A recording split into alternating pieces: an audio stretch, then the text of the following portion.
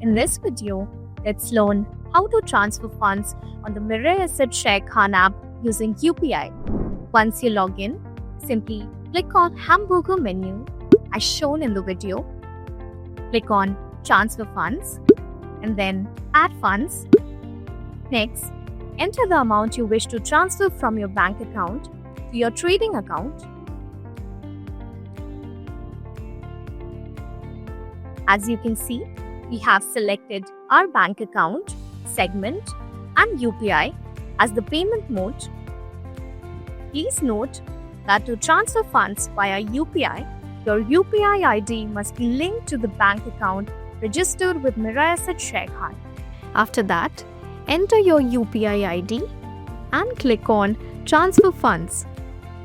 Once you click on the Submit button, you will receive a UPI mandate on your UPI app. Simply approve the request and then click on the Confirm button. After pressing Confirm, you will be asked to enter your UPI PIN, and that's it. Your amount will be successfully transferred from your bank account to your trading account. Investment in securities market are subject to market risks. Read all the related documents carefully before investing.